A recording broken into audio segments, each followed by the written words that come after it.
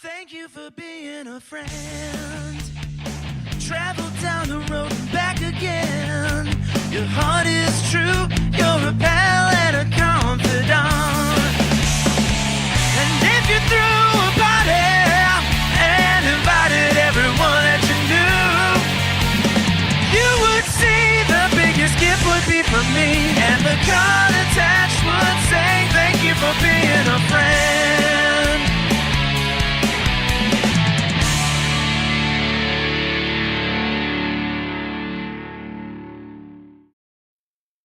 We are the ones who don't know what we're fighting for. Give us a gun and send us all off to war. We are the ones who grow up in violent homes. We are the ones who don't know what's right or wrong.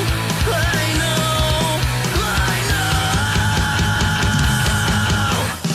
We are the ones who were born into war. We are the ones who just don't give a fuck no more. No more. We are the ones who don't know why we're losing score. Give them a badge so they could send us to the morgue. Yeah, we are the ones who are scared to walk out the door. We are the ones who don't know what we're dying for. I know.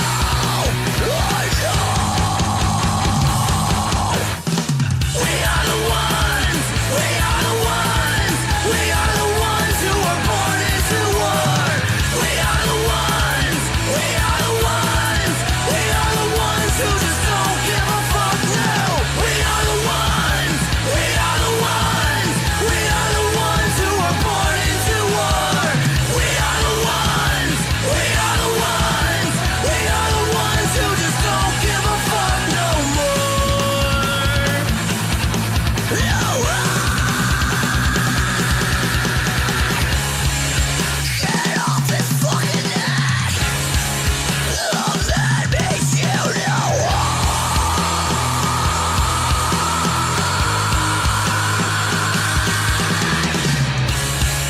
He can't fucking breathe. Oh, that makes you know.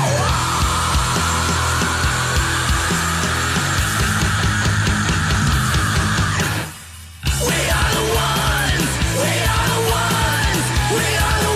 who are born into war. We are the ones who just don't give a fuck now. We are the ones who are born into war. We are the ones who just don't give a fuck no more.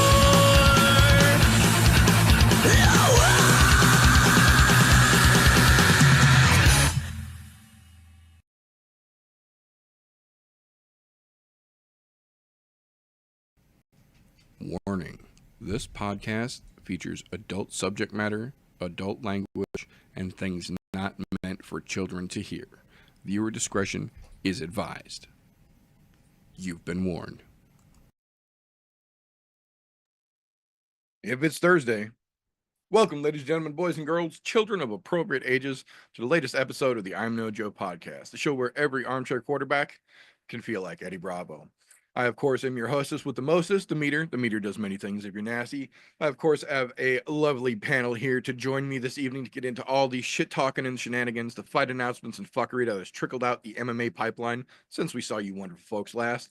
Before we get into all that, first and foremost, how you doing over there, brother? Another lovely day in paradise. Thank God we have something decent to talk about this week, and I don't have to sit here and say what a shit job the UFC has been doing. Yes, that is correct. For those of you who have not been keeping up somehow, we have survived the month-long madness that was the hangover of March.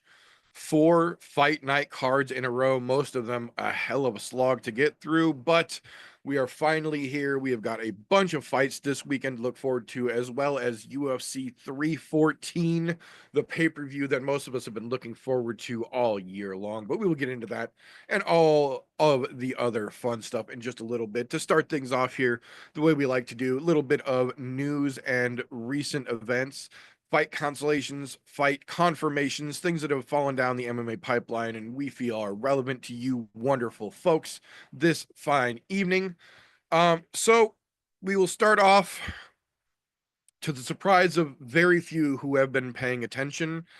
We got the official confirmation from California State Athletic Commission Andy Foster himself that the 2-day inaugural debut of the Global Fight League in Los Angeles next month has officially been postponed. I say with air quotes for those of you just listening.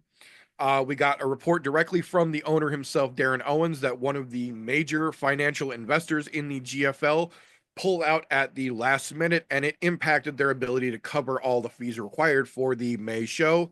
They said they do have another investor ready to step up, but because of how quick this happened, they are going to have to push back their debut from May to June. There's looking to make a notice or a announcement of some sort in terms of the new rescheduling date in the next week or two.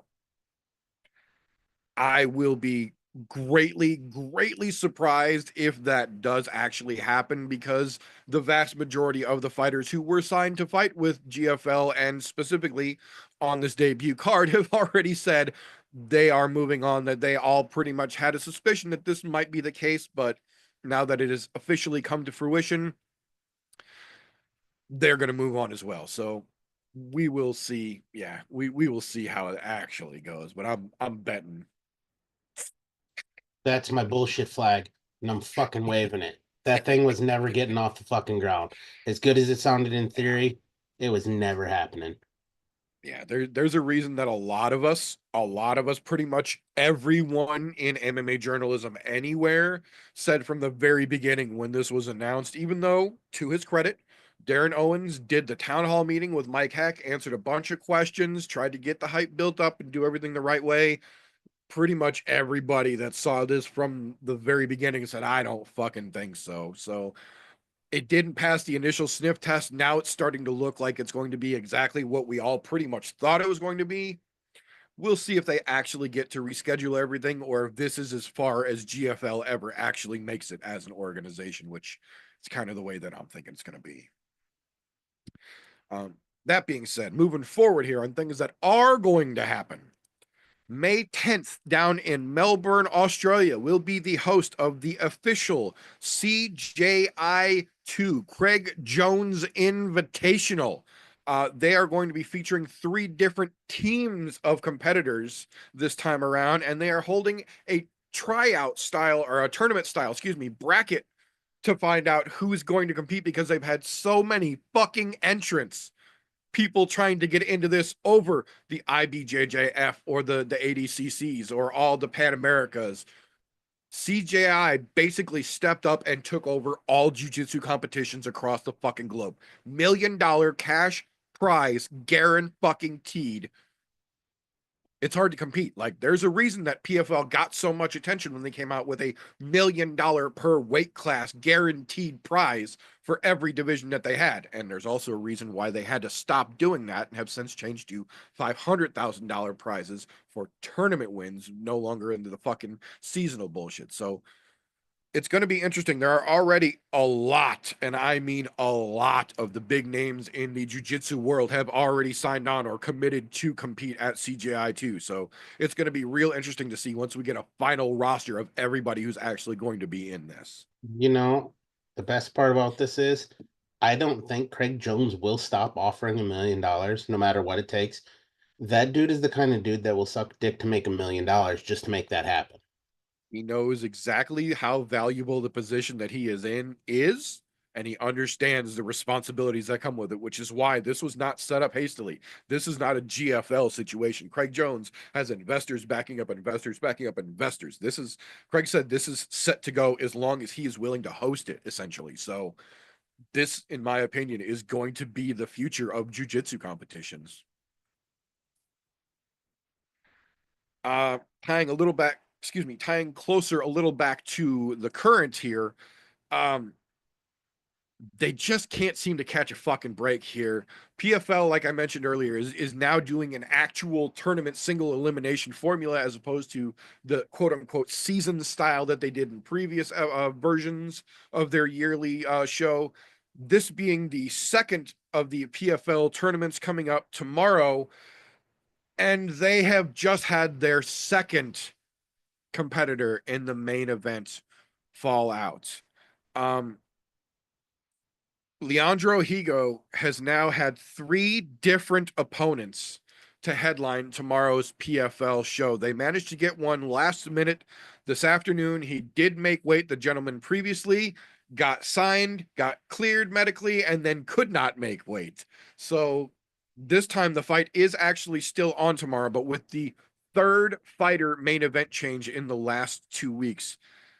It's going to be interesting to see how it goes. Now, to their credit, the first PFL tournament of the year did have much better pacing than the PFL seasons had last year, but that tournament, that round, I guess, also didn't have anybody drop out, whereas this one has been plagued with issues, and now specifically in the main event, we're on our third different competitor in 2 weeks, so it's going to be interesting to see if they can still keep the pacing appropriate and acceptable once we get to that. But we'll talk a little bit more about that later on. Moving forward here, May 31st, UFC Vegas 107, another one from the Apex, did get a very interesting fight added to it here.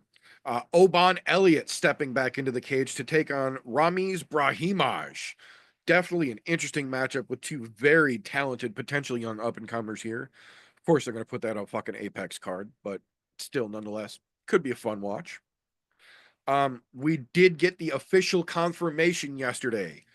UFC 316 going down June 7th from Newark, New Jersey is where they are going to put the rebooked Kelvin Gastelum versus Joe Pyfer fight. Everyone involved has apparently agreed, and the UFC has decided they are going to make this fight happen. It's getting put up on UFC 316 now. So, provided there's no bad Mexican food in New Jersey for Joe Pyfer to fucking get sick on, we should see an interesting fight this time around, hopefully. Oh, kicking off International Fight Week, June 28th, UFC 317 from Vegas got a very interesting heavyweight fight added to it this afternoon. Justin Tafa taking on Jonita Denise. Time to see what Denise actually has in the tank, because Tafa's going to try and slap the fucking face off of him, and I think that could be a fun one for damn sure. Next one here. There have been a lot of rumors swirling. It is officially official as of now. Aaron Pico has signed the contract and he is officially a UFC roster member. He does not have his debut fight. They did offer him the Movsar Avoya fight, but terms, conditions, and time just didn't work out. So as of now, he does not have a debut. Straight from Aaron Pico's mouth himself.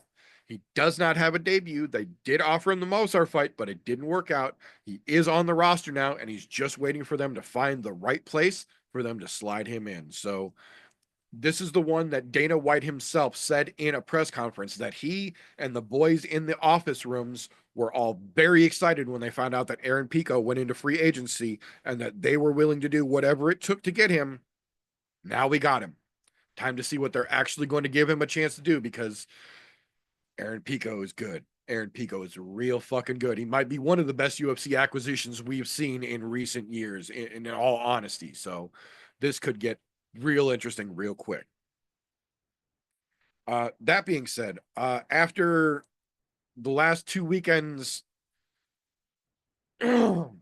interesting fight nights, we'll say, the UFC has officially released three of those folks from the roster. The first one let go was Sung-Woo Choi. Understandable. He's been around for a while, been an up and down fighter. Understand letting him go. Estela Nunez, which confirms what a lot of us were saying, that UFC had all intentions to send her to London to let Molly knock her the fuck out and then cut her anyway. Instead, Estela couldn't get her visa. Tianara went to London instead, choked out and retired Molly. So then, 2 weeks later, when Estela Nunez actually did fight and got her ass kicked, now they had the chance to cut her loose like they originally clearly fucking planned to. The third one that kind of surprised me a little bit, not surprised me that they got released, but surprised me in the way that things played out here. Diana Belbita. We all kind of thought that she was going in to get her ass kicked. She was pretty much a lamb heading to slaughter going into that match. It was fairly evident. But the thing that shocked me here was that after she lost, she retired from MMA at 28 years old.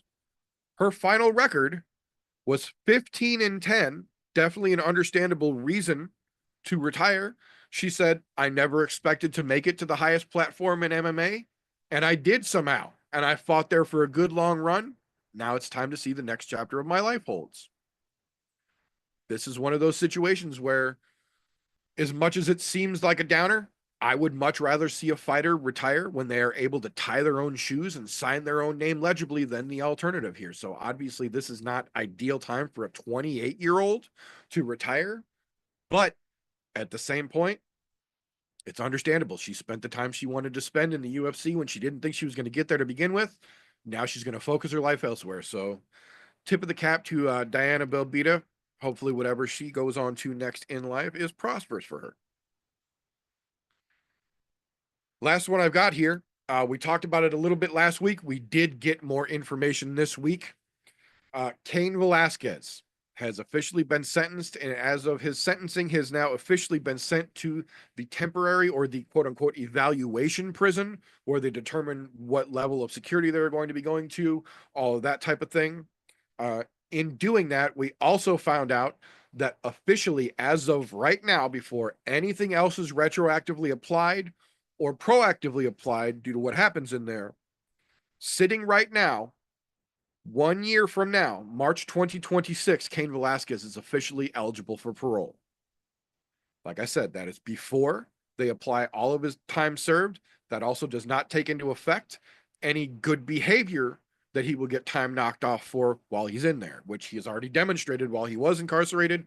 It was all good behavior. That's why he got out on work release. That's why he was granted travel privileges. That's why he literally got to fly around the world to corner fighters while he was still on restriction waiting for this to come through. So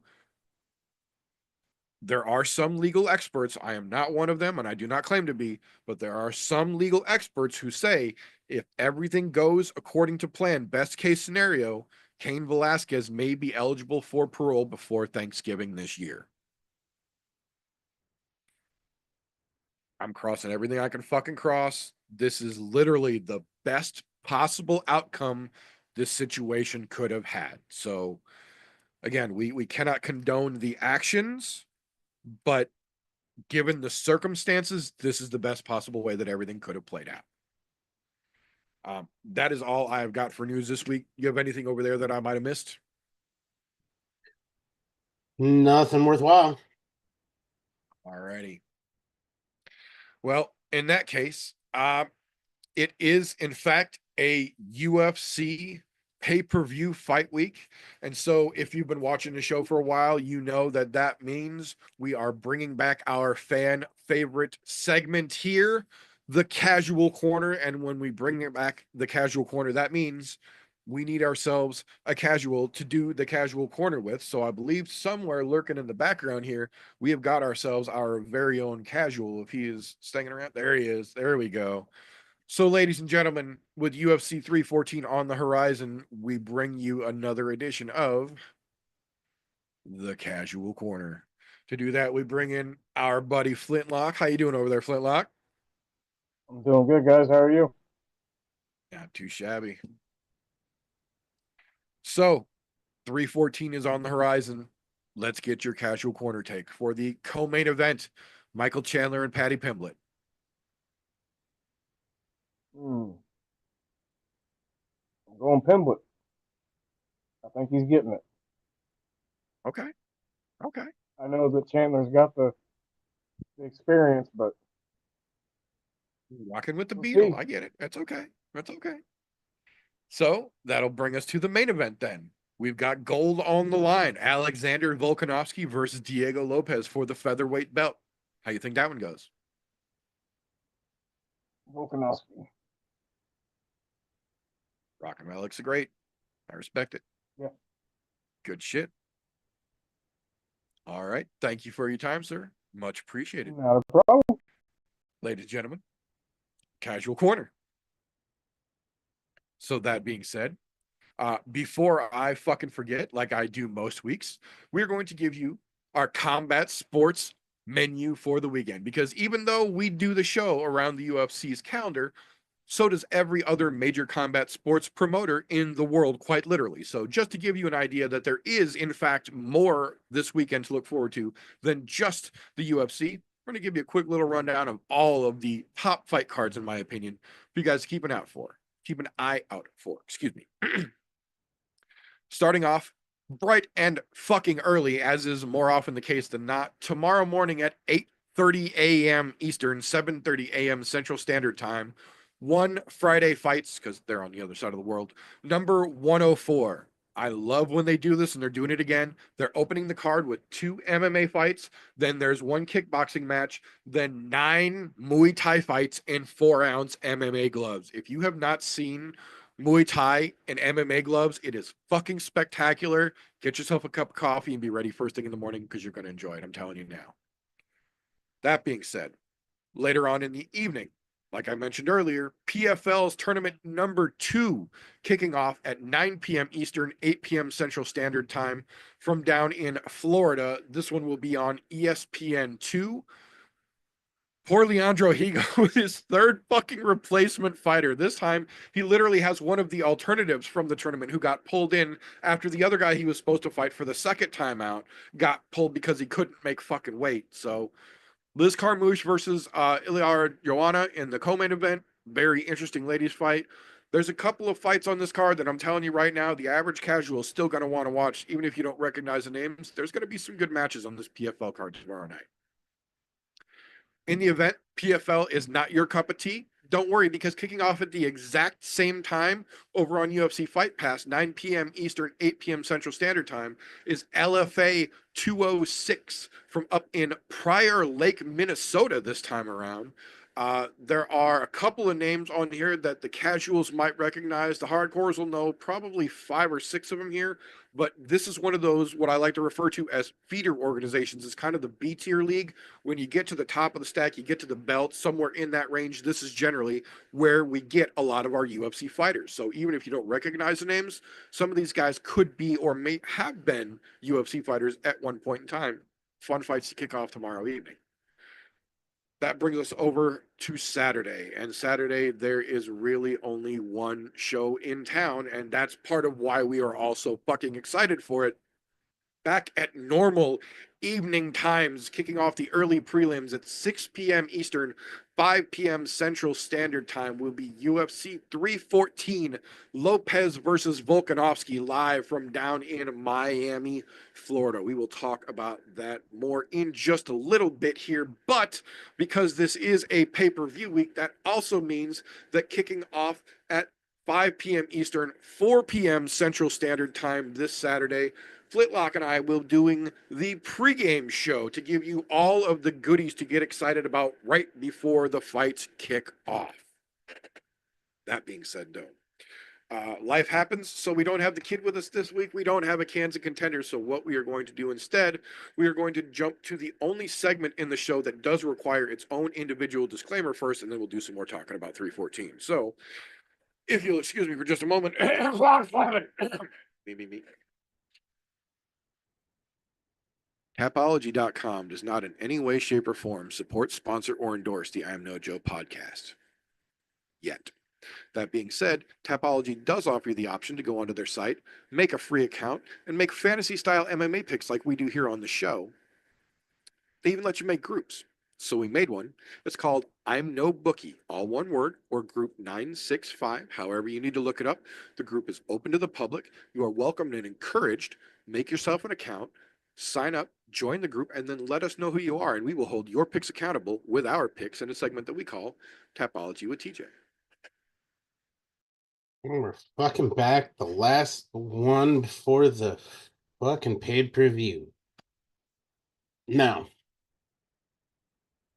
we're going to go into this with a little asterisk that I'm going to put by this. Just like I said last week, I'm probably not going to watch that event. I only caught one fight in the entirety of the event, and that was Josh Emmett getting dog walked by Lerone Murphy. That's the only fucking fight I caught in the entirety of that card. So my picks were also made in the same vein of I really don't fucking care. With all of that being said, though, let's take a look and see who had the best of the week there. Surprisingly enough, I somehow managed to come out on top there, which is absolutely batshit fucking crazy, but by a very small margin. But I only watched one fucking fight, and that was the main event. Granted, after going back and looking at everything and seeing how fights went, it's surprising any of us got above the 500 mark that week. Because a lot of those fights went the complete opposite direction of what you would have thought they would have went. But yeah, it was a fight between me and Christian and Donna. Or excuse me, Nick, which would be Donna's son. Sorry, the Boone thing threw me off there. But yeah, sevens across the board. And you had Meter himself sitting with 6 of 12 correct.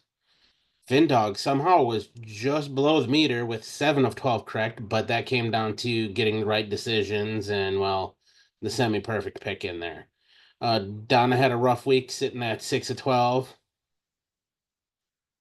And if you notice there, that means Donna tripped over her shit. Bad, because she was below everybody. So she obviously stamped on the beef curtains a couple of times, decided to roll them up, try to throw them at somebody else, but it didn't stick. So decided to stomp on them again, thinking somebody got some piercings because those things were weighing her down this week. But there's a caveat to that statement. Somebody decided they didn't want to put their picks in. That's worse than tripping on your dick. That's worse than fucking just having a bad week of picks.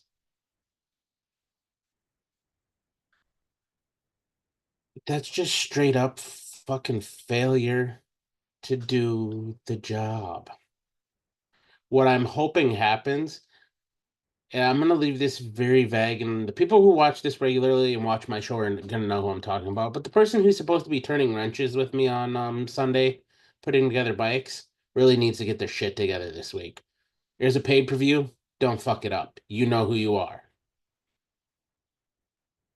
Now, with that being said here, we're going to go ahead and jump on over here and take a look at where we are in the one last event upcoming in the Grand Prix, which is this weekend. Currently, Don is still holding the top spot. He seems to have kind of figured his shit out. Fortunately, he's not in a regular group, but we've got him in this one, so that's good enough. And for me, I'm happy to say that he is actually doing well for a fucking change, which is great. Donna, even though she did trip over the beef curtains this week, still holding down the 2 spot. The meter sneakily holding on to the 3 spot by a current 20 points over me sitting in the 4th spot. I would just like to remind folks that at one point during this very Grand Prix, I was sitting dead last fucking place. So this is not even the first time during a Grand Prix that I have pulled my ass out of last place. So this is just to show you folks, even if you miss a week, you can still pull yourself up by your fucking bootstraps. You just got to pay attention and do your fucking homework and remember to lock your fucking picks in. That's it. Christian's just a smidge behind me, sitting at 26.35, which is a whopping 60 points behind me. Vindog sitting in the sixth spot at 20.46, so he's 500 off of the lead exactly in there. So it can be done, but that means Don really has to shit the bed, and so does everybody else above him. And when you forget to put in your picks on a small, I say a very small, 7-fight Grand Prix, 1 week of missing fights will put you in that bottom spot. If you can't figure out who we're talking about now, I'm gonna let it stop. Look at you, pick your fucking picks in, god damn it.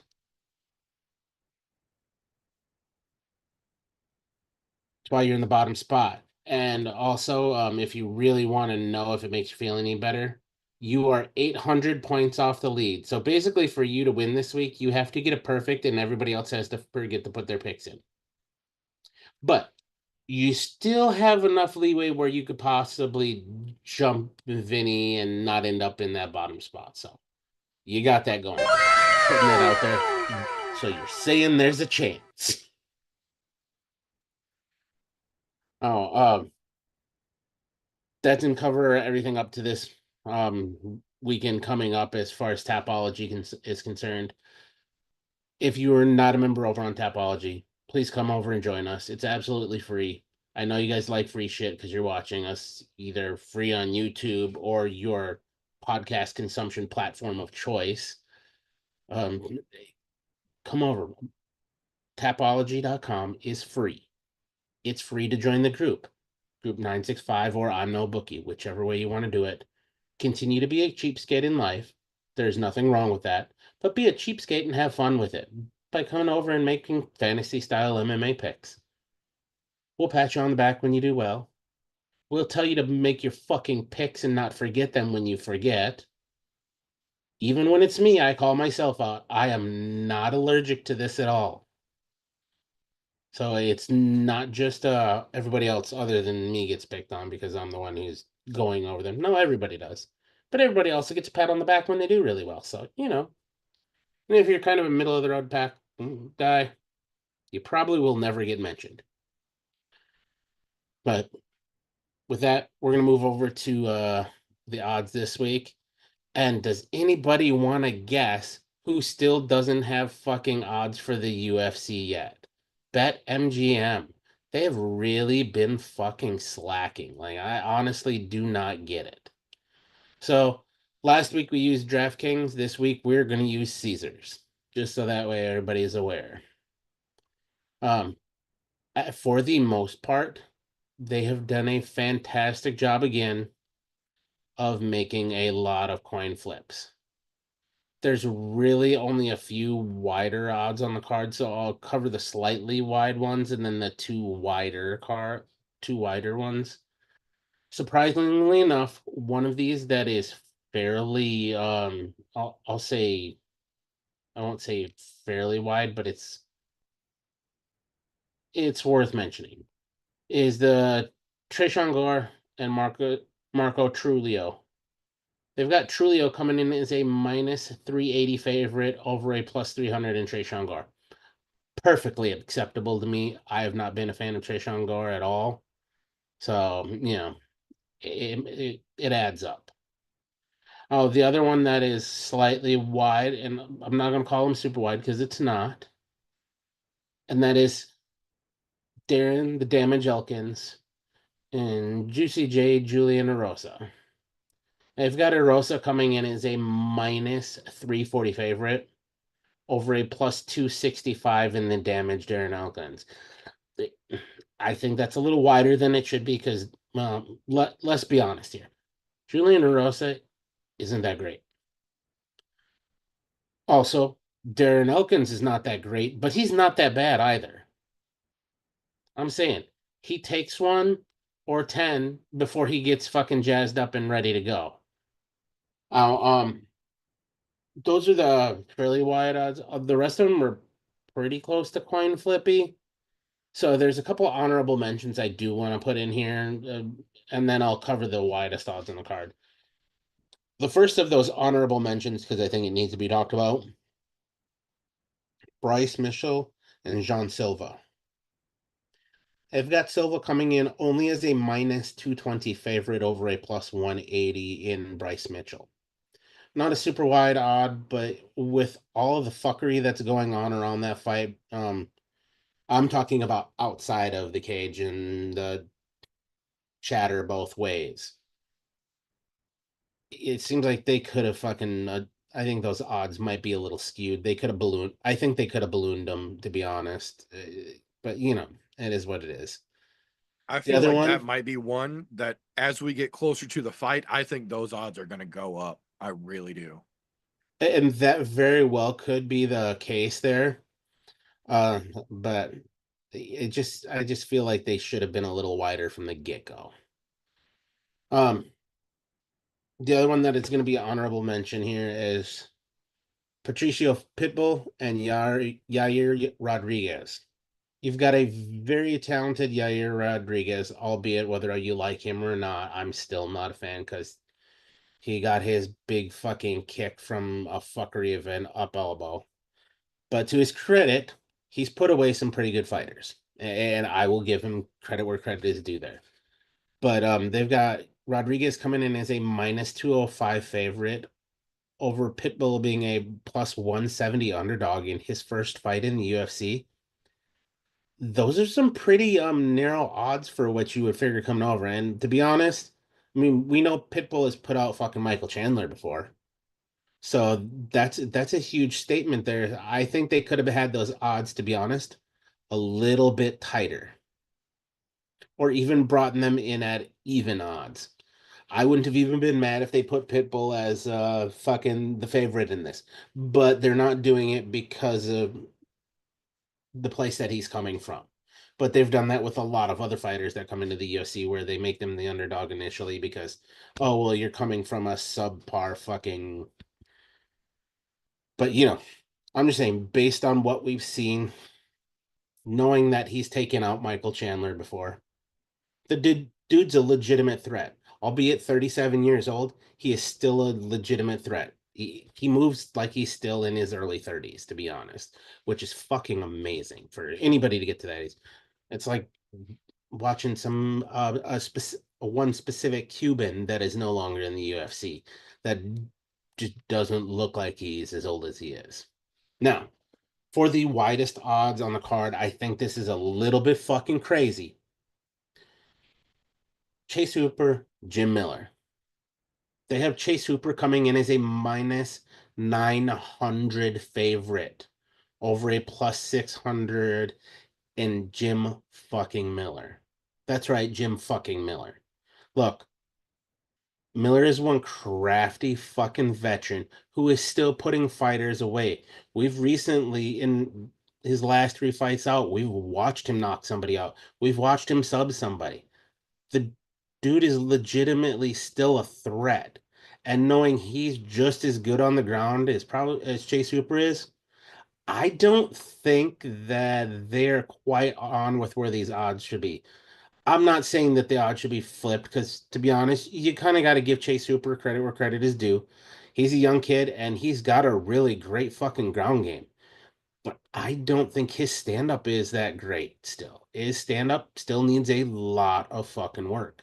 So a minus 900 favorite seems a little crazy to me. But, you know, Vegas is going to do Vegas. That's how that works.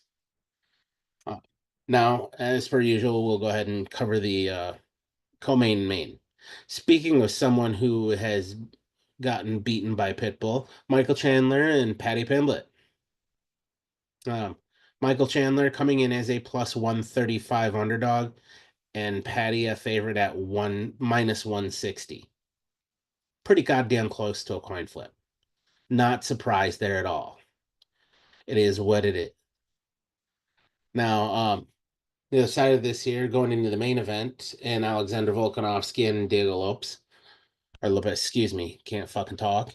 They got Volkanovski coming in as a minus 145 favorite, and Diego coming in as a plus 122 underdog. So not a super wide odd either. To be honest, I kind of like where the betting odds are on that because Diego has been on an absolute fucking murder spree. And well, Volkanovski's still good. He just had a couple of rough fights in there where come to find out he had been drinking and some other shit that he probably shouldn't have been doing, and I came up and caught him and bit him in the ass. And anybody who's been watching and leading up to this right now knows he hasn't been doing that shit. He's been back to being nothing but a grindstone, which that's a scary motherfucker if he has legitimately only been grinding. I think that's gonna be a hell of a good reason to make that a coin flip of a fight. Those are the odds we got this week. Not telling you to bet.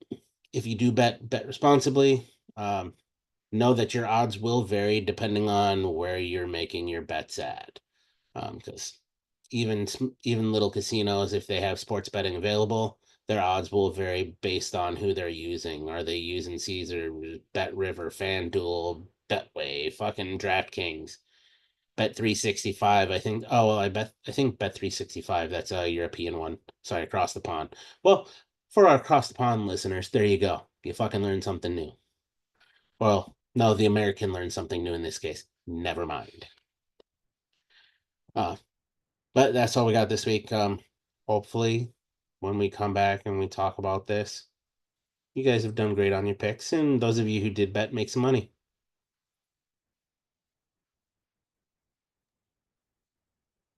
Thank you very much, sir. Much appreciated. So normally this would be the point where we break into the pit and we get all wow and all that shit, but unfortunately life happened this week, so we don't have that as an option.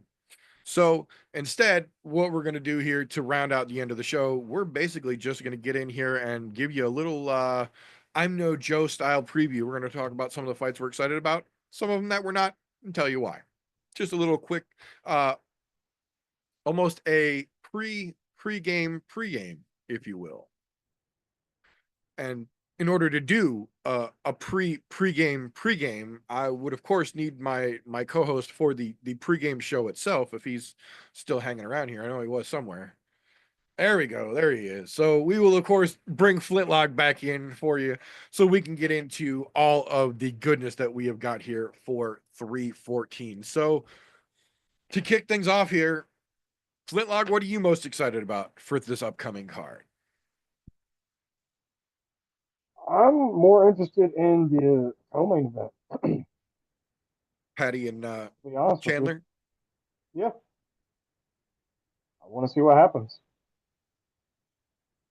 I I know can not a definitely lot do of that. people are, I guess, interested or want to support Patty, but I've liked him from the beginning. Interesting. TJ, what are you looking forward to the most on 314 this weekend here? It's fucking hard to narrow it down to just one specific one. But to be honest, I'm not gonna lie. I'm gonna go pretty far down the card here.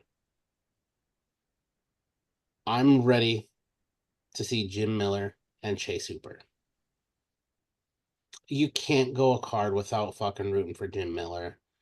He's got the most fights in the UFC at this point, and you're facing one of the kids who's at the time the youngest ever signed with the UFC, albeit on the developmental contract. He was still making UFC money on his developmental contract. The only reason I know that is because I listened to the Mighty Cast, and he was on there a couple of weeks ago, and Talked about it. it's a pretty cool fucking thing. He lucked into that position, which I'm not mad about because he's turned out to be an all right addition. And well, there's something about a skinny mini Ben Askren that's fucking great. Good, yeah. And not to mention, he's got some really great groundwork. So we're gonna see one hell of a cool fight out of this. I know I talked about it in the odds earlier. I don't think they should be as wide as they are, but Vegas is gonna Vegas, and will old dog teach the young buck a new trick, or will it be the other way around? Right. Yeah, that's going to be a great fight either way it goes. That's a good matchup. That's genuinely good matchmaking from the UFC in my opinion here, because Jim Miller knows where he's at in his career. He's not delusional about it in any fucking way, shape, or form. He's very open about it. He knows he only has a couple left, and he knows that the UFC would much rather use him to let some kid make their name off him than give him another fucking shot at making a run here. But that's also not worked out historically very well for all the young kids the UFC has tried to throw at Jim fucking Miller either. So yeah, I'm very curious about that fight. I've got to say for mine, I say it all the time and I will continue to say it. I'm a petty man. I hold no fucking delusions about that. I'm a petty son of a bitch. I am very curious for my own morbid sense about the Nikita Krylov versus Dominic Reyes fight. Light heavyweight is back to being a clusterfuck again with Magomed holding the belt and the Pereira rematch already locked in next. Everybody in contention for that 205 belt is back up in the fucking mix again. Now you got Dom Reyes versus John Jones talking shit on Twitter again at each other. So it's like, this is kind of the chance for both of these guys. Either Dominic Reyes is going to show that he's ready to get back into, top contention and start looking at that shot again, or he's done. And at this point, Nikita Krylov this is going to be his 40th professional fight. There's not a lot of tread left on those tires either, but we've seen both of these dudes capable of just decimating motherfuckers as well. So this is one of those fights. This genuinely could be 15 boring fucking minutes or 27 seconds with all of us holding our fucking jaws up going, what the fuck? There's no way to tell either way, and I'm petty enough to be here for it. That one is interesting. I mean, we haven't seen Nikita Krylov since 2023. Yeah. And Dominic Reyes' last fight out was kind of fucking weird because of what somebody else was going through in their personal life, and it just seemed like the easy walk off for him. Which, to his credit, a W is a W. It moves the needle. He handled it decently, yeah. But it was a really weird situation, and you hate to see something like that, like determine somebody's fate. But I think this is a legitimate spot where you kind of know where Dominic Reyes is or isn't, and what has the almost 2 years off fucking done to Nikita Krylov. Yeah, I think there's real potential in that matchup. I'll put it that way. There's potential in that matchup. So we'll flip that over the other way then. If there's one that you're excited about, Flintlock, is there one on the card that you're not looking forward to? Have you gotten to that point yet? No, not really. Because this is supposed to be the cure for the hangover. That's a good thing. So, that's the answer I would hope that you would give. That's the that's cure good. for the hangover. There should be, yeah.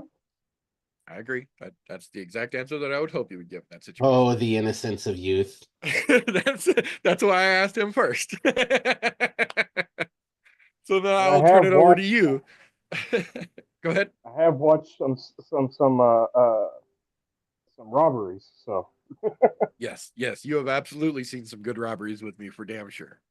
So then I will turn it over to you, Golfy. I know there is at least one or two on here that you're ready to shit all over. I know I've got one that I'm ready to tear to fucking shreds, but I will give you the floor here.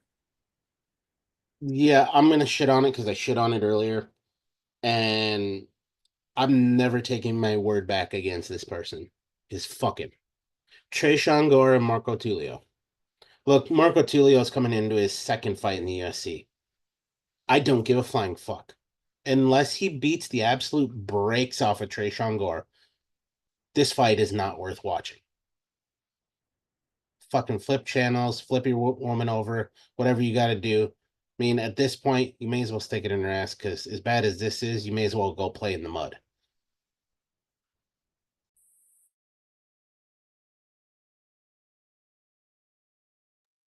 I definitely agree. This is one of the few fights that I genuinely feel has no place on this fucking card. Like, this card, the UFC itself has been saying that this is the card to get everyone excited for all the shit that's potentially coming up later in the summer, especially coming off of a 4-week fucking fight night run back to back to back to back. This fight has no place on this card. I absolutely agree. The one that I feel I not only do I not feel that this fight belongs on this card, I don't understand why this fight was made. I don't understand why this person is still on the fucking roster.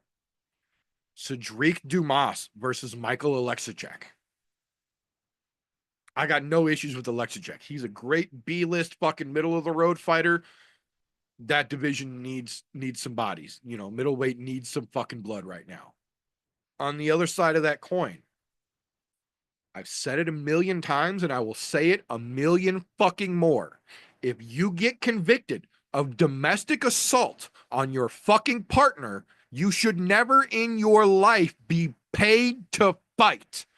Period. You should not benefit from a criminal assault in a career standpoint, in my opinion. And Cedric Dumas can go jump off a fucking bridge into a dry canyon and have a bus crash on top of him because fuck domestic abusers. He shouldn't be in the UFC. You should not be able to benefit from a history of domestic violence.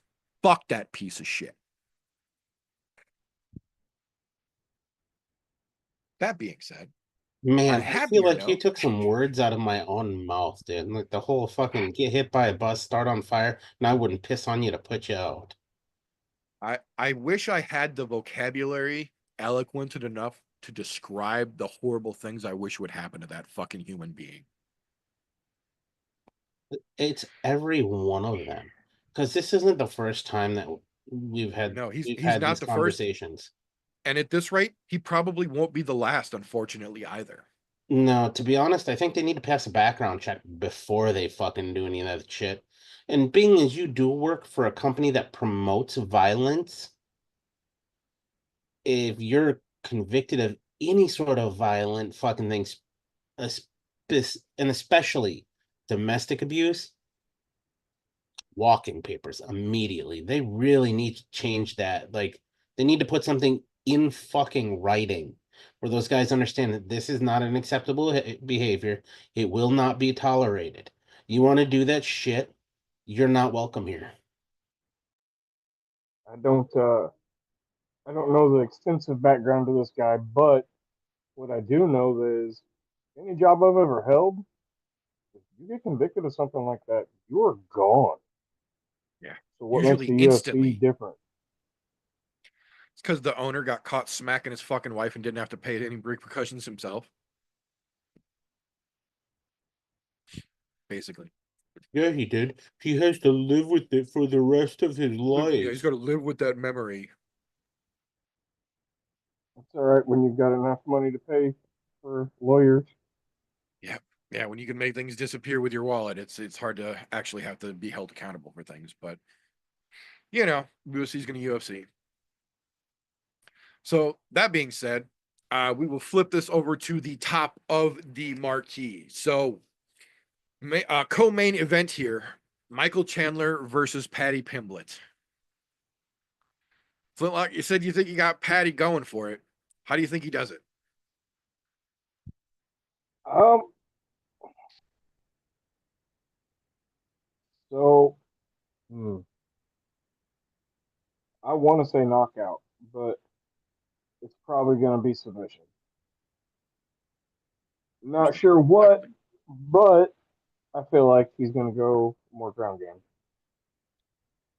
He does have a history. He has a history of submissions, and Chandler has a history of being susceptible. So that's definitely a possibility for sure.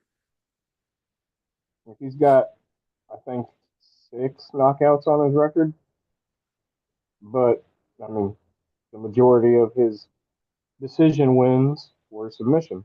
So Right. history Very tends to true. repeat itself. Very true. Galti, how you think this co-main event plays out? You think the fake Beetle takes it, or do you think Connor's son gets himself the dud? This is gonna be fucking interesting. Look, um,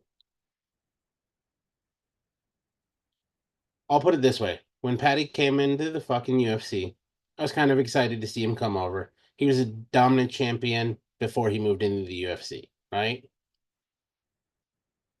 He hasn't lost a fight. However, there is a caveat to that statement. He should have one loss. But poor judging, we've seen people get robbed over and over. Ain't shit we can do about it. So technically, his record is clean in the UFC.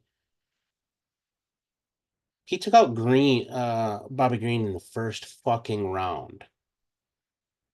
And yeah, everybody can say it was submission, but when you watched his stand up against him, he put a really unorthodox striker on his back foot, which caused Green to fucking shoot for a takedown and doom himself to submission. As much as I hate to say it, Patty's fucking striking has greatly improved since he's came into the UFC, which is a scary thought considering he's a really great submission artist. The opposite side of that coin, you got Michael Chandler, who the only people he's fought since he's gotten into the UFC have been the top brass of the UFC. The fucking everyone from champs down. He's had shots at champs. The ones that he has fought, he's lost to, of course. You can go, oh, well, he knocked out Tony Ferguson. Guess what? Tony Ferguson was in the tail end of his career when that fucking happened. His last two fights out, he's lost to Dustin Poirier and fucking, God damn it, my brain is fucking Charles Oliveira. So in the last fucking 3 years, he's won one fight. And he got beat up by Gaethje, and I can't even say lightly. He got the brakes beat off of him by Gaethje. The thing with Michael Chandler though is he is a 1000%. I'm gonna go 100 miles an hour, and there's no slowing down. This is gonna be a different type of fight than what Patty is used to, where he's used to a guy that will work the feel out. Period. Michael Chandler's not that guy. He's just gonna go after you. I think this is all going to depend. Does Michael Chandler connect? Do Scousers get knocked out? If not, if he can't knock Patty out, I think Patty will submit him, which I'm sad to fucking say. But Chandler is, unfortunately, I think he's getting towards the tail end of that career, and he's starting to fall towards that gatekeeper status. He's still got stuff in the tank to maintain and hold the wall, but it's a matter of how many of these people have figured out his same game plan that he's had since he came into the UFC. Since he fought Pitbull before he was in the UFC, he's always had the same style game plan. And obviously, it's been unlocked by quite a few fucking fighters. The blueprints are there. Does Patty follow the blueprints? If so, he wins this fight. If he goes out there and does his own fucking thing, I think Chandler has a chance of taking him. To be honest, I see Patty subbing him probably second round because I don't know that he's going to be able to hold him down in the first just because he's going to be too fucking wound up. And it might even take him till the third. There's a possibility, but I think Patty does get the submission, whether I want to say it or not. I was on the Patty train for a while, but after watching him, the way he handled getting the wrong judgment call over Gordon, kind of lost a little bit of respect for the dude. I still appreciate that he is a solid fighter and is one hell of a grappling specialist. But, really need to fucking rethink the way maybe we did get lucky there. But, so happens when Sal D'Amato is fucking judging fights.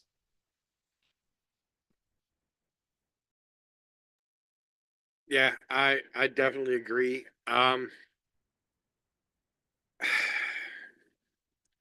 This fight pisses me off. This fight pisses me off because no matter how it plays out, either way that it goes, whoever wins the fight on Saturday, whether it's by knockout, whether it's by submission, whether it's by judge's fucking decision, whether it's by highway robbery, whichever one of these assholes win Saturday night is about to become so much more insufferable than they both already are. It's going to be physically painful to watch the post-fight press conference. I'm telling you right now, whichever one of those two wins, their ego is going to be out to the fucking moon by the time that post-fight press conference happens.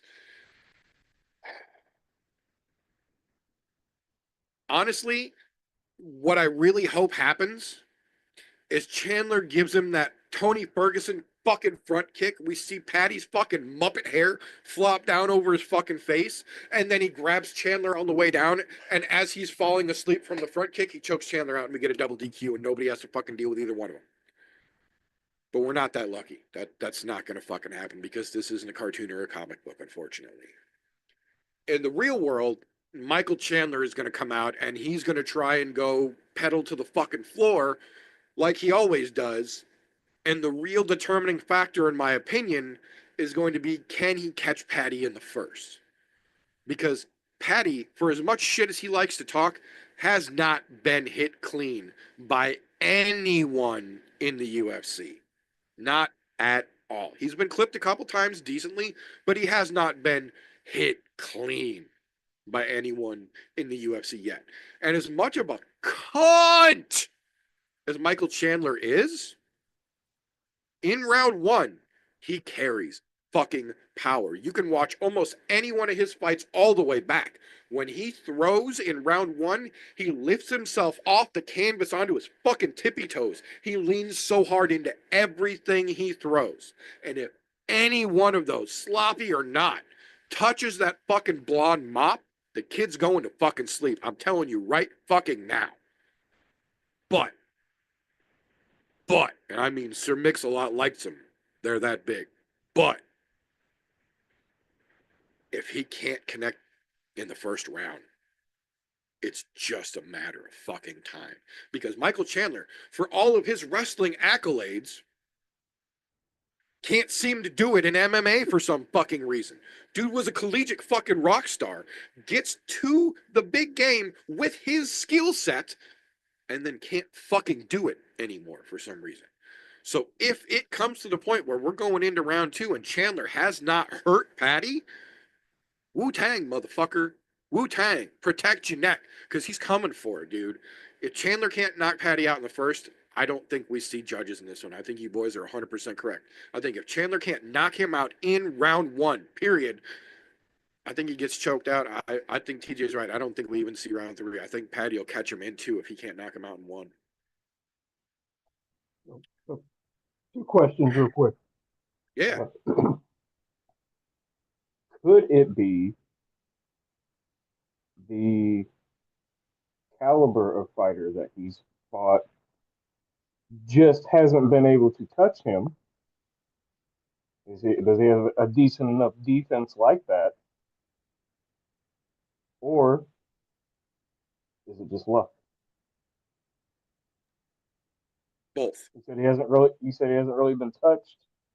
In by Cage UFC Warriors, he had good enough defense against the competition he was fighting over there.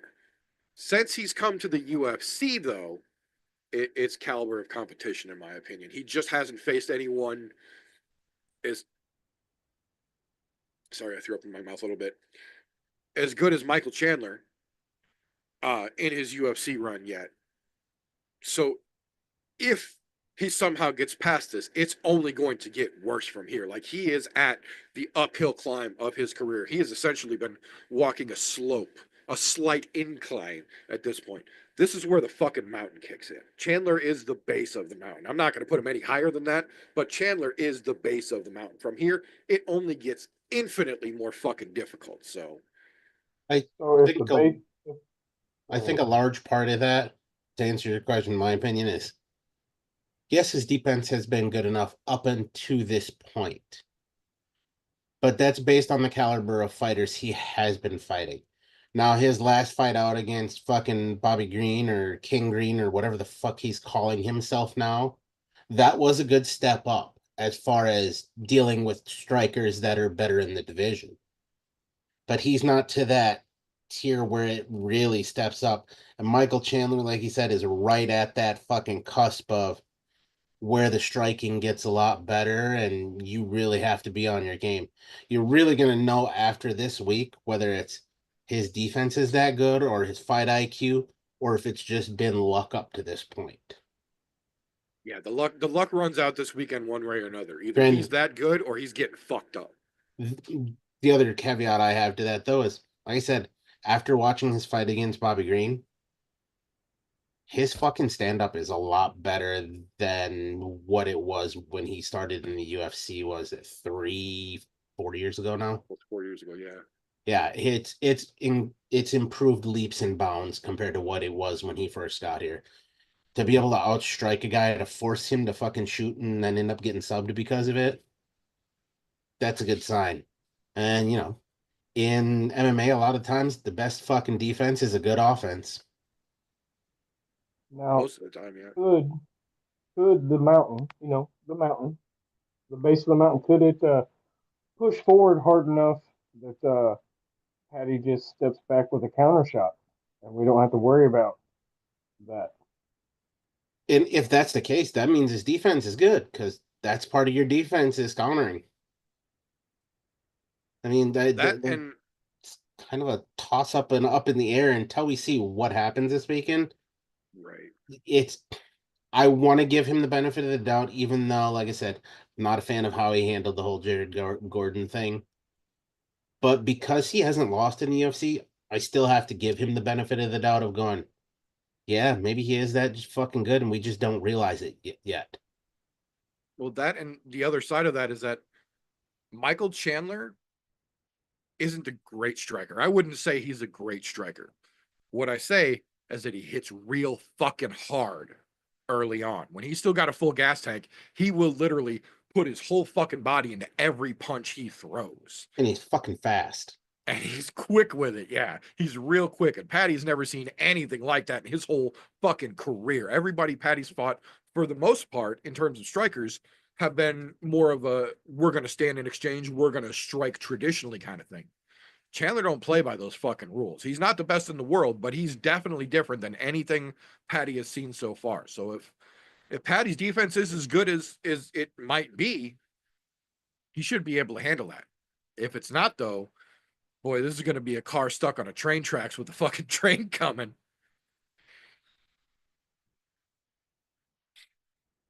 So, that being said, that'll bring us to the marquee, the reason for the season this particular evening, the headline of UFC 314 Saturday evening, Alexander the Great Volkanovski versus Diego Fallout Nino Lopez.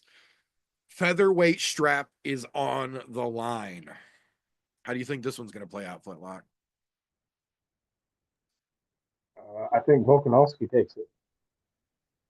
I don't know too much about either one of the fighters, but anything and everything that I've read said that it could be fireworks. So I'm hoping for it. Every time I see the little guys step into the ring, and I say little guys because I'm also a big guy, but every time I see the little guys step into the ring, I always hope and pray, cross my fingers for that Holloway moment. Just point to the middle of the ring. Yeah, that's a definite possibility, especially considering that Volkanovski is the guy that took the belt from Max and, took Max out of title contention, essentially, after Max establishing himself as one of the greatest fucking featherweights ever. So there's definitely a good possibility of that for damn sure. So Golf T, with Alexander the Great going for his second title run this weekend, Lopez trying to establish himself as the first of the next generation to take that fucking belt and run with it. How do you think this one plays out? I think we're going to get one hell of a stand-up war. As much as Diego is good on the ground, because we've seen him submit plenty of people in the UFC already, he's really good with the fucking hands, too. This is the moment where we see, does Alex still fucking have it?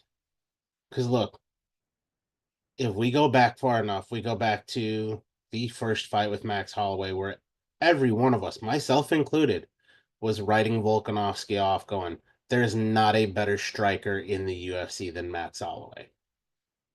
He proved all of us wrong. He's a phenomenal striker. Now, with his last 2 defeats being knockouts, albeit one of them I say was a little fuckery of a job for him to take, but it was to save a card, and I'm sure they put a dump truck full of money back up to him to take it. The other one, he had a full camp for Ilya Taporia.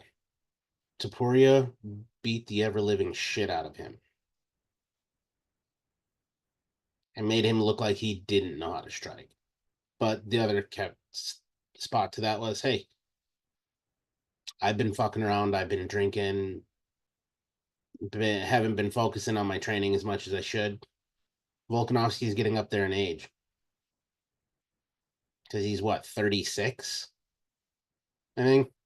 And this is kind of that moment in the career where, yeah, you're still kind of at the peak of your career, but it can also be that spot where that mountain starts to go back down the other side, quick, fast, and in a hurry sometimes. I think this is going to tell us a lot, but I still think we get a good stand-up war. I don't think Diego Lopez's striking is as strong as Ilya Taporia's is. He doesn't hit as hard, but goddamn is he slick with it. But if Volk is the Volk that we saw when he fought Max Holloway, Diego Lopez doesn't stand a snowball's chance in hell. But that's only if that Volk shows up.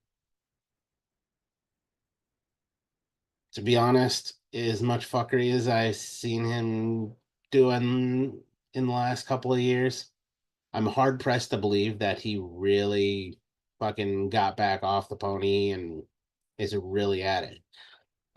Excuse me. Oh. So unfortunately, I think we're going to see an new, and it's not going to be for the second time. I think Diego Lopez is going to end up taking this. I think what'll end up happening is eventually Diego Lopez will get him to the point where he either takes it via decision unanimously 4 rounds to maybe 1, or he gets him worn out enough to where he gets him on the ground and fucking chokes him out. Don't get me wrong. Volkanovski don't like the tap. We all know that from when Brian Ortega had him in a fucking guillotine and he should have been out, but he didn't go out. But I still think Diego Lopez takes it. I'm more apt to believe that he's just going to outstrike him for 5 fucking rounds. I don't think that we're going to see him knock out Volkanovski, even though there is the whole chin diminishing return thing. I just don't think he hits as hard as fucking Topuria or Makhachev because Makhachev is so much fucking heavier.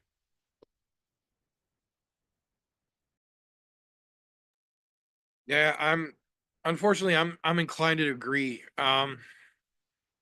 As much as I like Volk, and I really do, I think he's a great fucking fighter. I think he was a great representative of martial arts. I think he made a great champion for the UFC. I think he made a hell of a fucking stamp on the featherweight division internationally, period. I think he established himself top 5 fucking featherweights, period. Period. Not in UFC, period. But he's also been doing this for a while. And like you mentioned, his last 10 to 12 fights in a row have all either been for a title or been at title level competition. That takes a lot of tread off the fucking tires. And yeah, he's only 36, but he's also been doing this as a pro since he was 19. After he was a 400-pound fucking rugby player. Either one of those alone takes a toll on the body. Then you add them together, and then you add all the out of ring shenanigans that we know that he was up to during, the peak of his fucking title run, which essentially cost him his title. Then you've got some time off that wasn't necessarily of his choosing because he had to, because he got knocked out back to back. I love Volk, man. I really do. But at this point, I think the tread on those tires is just getting a little too fucking thin. There's so many highway miles at this point. Inevitably, there comes a point in time where we say it all the time. Father Time is undefeated in the combat sports game. Volk is great, but he's been doing this at the top level for a long fucking time. Add on top of that, back-to-back knockouts, long layoff, shit going on outside the cage. It's not a good recipe, man. It's not a good recipe. And if you've been following Embedded, you've seen seemed to have had a pretty good fucking weight cut. He's had a good full fucking camp. He seems rested. He seems rejuvenated. But at the same time, he's been on the back nine of his career for a couple of fights now. There's a realistic possibility that pair of knockouts might have been the peak of his career, and it's only going to go downhill from here. On the other side of that, Diego Lopez is such a fucking fresh face in the UFC, but if you look at their records, they've had the same amount of fights, essentially. I think Volk only has 1 or 2 more fights than Diego's had. The experience difference isn't there. The only difference in the experience is that Volk's has mostly been at the top, whereas Diego's been working his way up still. But either way, he's at the fucking top. He's fighting for the fucking belt. He's established himself. He's shown his track record. Everyone they put in front of him, to every climbing degree, he has surpassed that test with flying fucking colors and been ready for the next one. This is the last test, man. This is it. This is the final fucking boss of the featherweight division. This is for the belt, and it's not just for the belt. It's for the belt against one of the best to ever do it. Full stop. End of sentence. But miles make a difference. Highway miles or otherwise. Miles make a difference. And as much as I like Volk, I just don't think the youthful Volk that we saw take over featherweight is in there anymore. I know he's been training. I know he's been fighting to try and get back. I just don't think that Volk is there anymore. And at this point in the game, with these stakes against a guy of this caliber, you can't not have your fastball, man. You have to have every tool in your fucking arsenal sharpened, loaded, and ready for fucking bear. And I just don't know if Volkanovski is ready for bear anymore. I think Diego Lopez, I'll put it this way. If Brian Ortega in that fucking choke that made him see spots didn't make him tap, nothing Diego Lopez is going to pull out is going to get Volk to tap. But that doesn't mean that Lopes can't outwork him. He doesn't have to knock him out. He doesn't have to sub him. He just has to outpace him. And as much as I love Volkanovski, we've seen him be outpaced by several fighters before who aren't as young and as hungry as Diego Lopez is. And I don't like it, but I think TJ is 100% right. I think this is going to be that changing of the guard moment. I think Diego Lopez is going to show that he's got what it takes to lead the featherweight division. And unfortunately, he's going to have to go through Alexander Volkanovski to show that. I think Saturday night we do get and new, and I think it's Diego Lopez. I think on top of that, and I was talking about somebody else talking about this with someone else. Words are hard. Earlier today, I think Saturday night he's going to give it hell. He's going to give it everything he's got. But I don't think it's going to be enough for Volkanovski. And I think when the judge's decision gets read and that belt gets put around Diego's waist, I think we're going to see Alex take his gloves off. I think this is going to be the last time that we see Alexander Volkanovski in the UFC.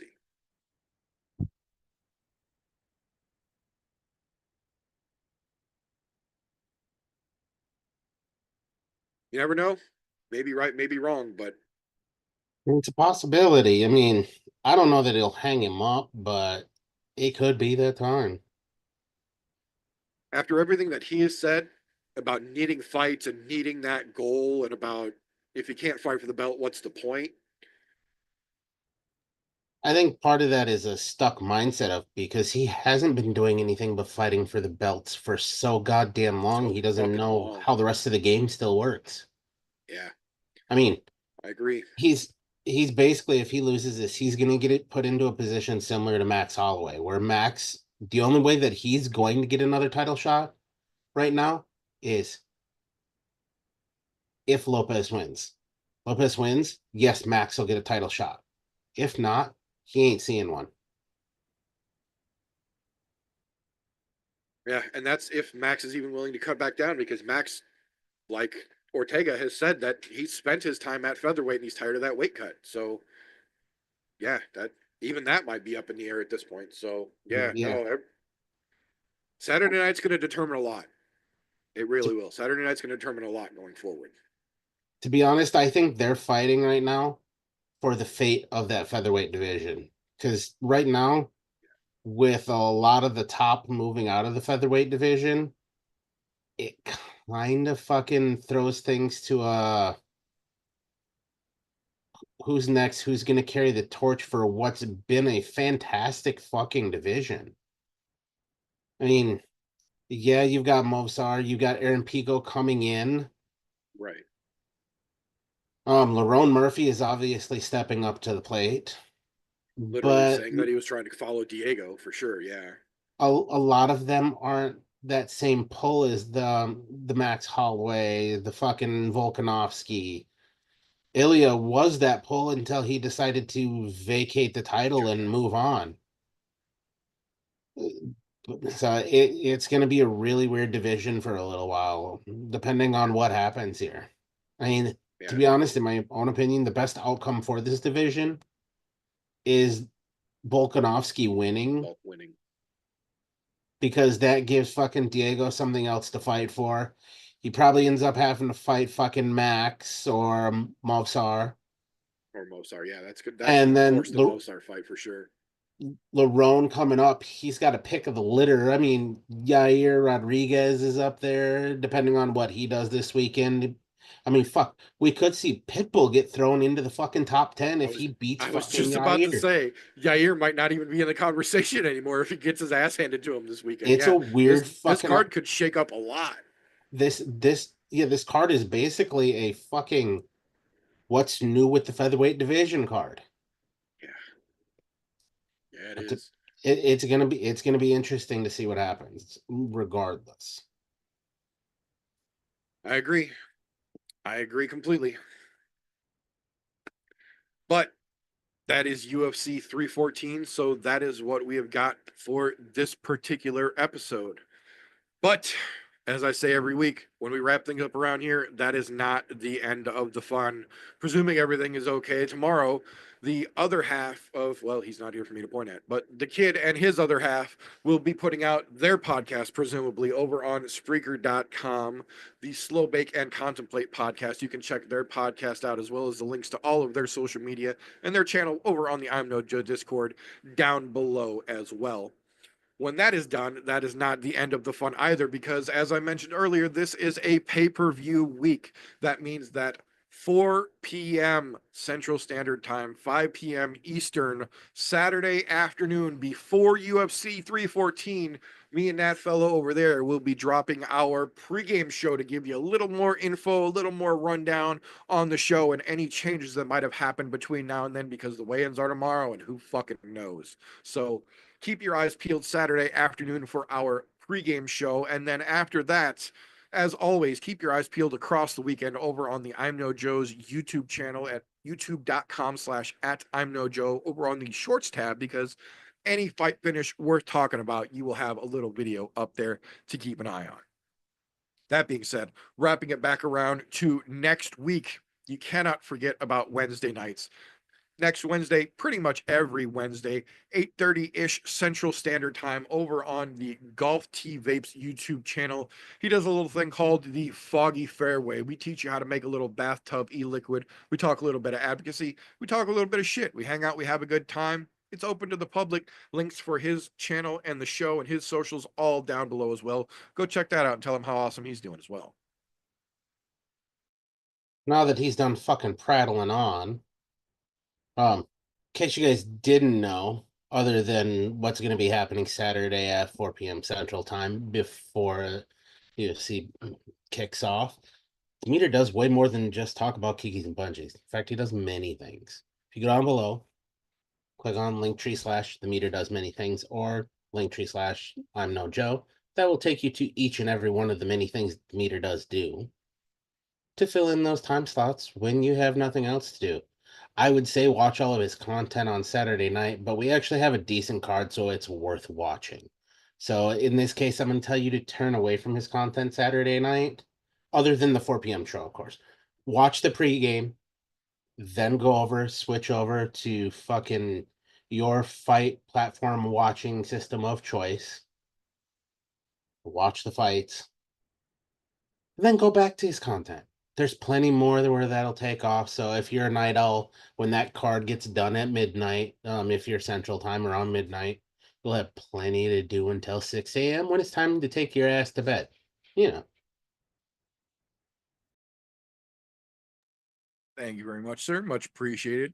This week over on my other channel, I have got videos dropping every Tuesday and every Saturday this month. And on top of that, I just went and picked up this afternoon the first of the flower competitions for the Cannabis Cult Connoisseur Pack. So we will be talking about all sorts of things coming up over on the other channel. And there's plenty to catch over on this channel as well. So that being said, if you like what we get up to around here, please make sure you are subscribed and your notifications are turned on so you don't miss an episode around here. We do the show pretty much every Thursday. There are fights to talk about live over on youtube.com/@ImNoJoe. Of course, the shorts go over there for all the finishes. If you don't catch us live, the replay does stay up. If you intentionally don't catch us live, I understand. I also own a mirror. And for that reason, the week after we go live, I release the show in the all audio format over on anchor.fm/ImNoJoe. You can pick it up there free as well through your podcast consumption platform of choice, Google, Spotify, Apple, you name it, whatever you listen to, it's out there for free as well. If you like what we get up to around here, you'd like to help what we get up to around here, patreon.com/ImNoJoe is the best way to do that. For as little as $1 a month, as much as you are comfortable with giving, you are helping us do what we do around here. In exchange for that, first and foremost, we put your name at the end of every broadcast on this channel so everyone knows how awesome you are for helping out. But on top of that, we give you unrestricted access to the behind the scenes and the literally unairable content, the things that may or may not have gotten us kicked off of OnlyFans, but that type of thing is only for our supporters to get to enjoy. So if you can, give a little bit, help us do what we do, get some fun in return. If not, we do the show for free pretty much every week anyway, so make sure you are tuned in, you're subscribed, and your notifications are turned on. Now, on the other side of that coin, if you don't like what we get up to around here, first and foremost, what the fuck are you still doing into a podcast that you didn't enjoy? Give it a thumbs down and go fuck yourself. We won't even dispute it. That being said, that is all we've got for this particular episode. So until next time, boys and girls, remember, don't let ignorance stop you. You can root for anything.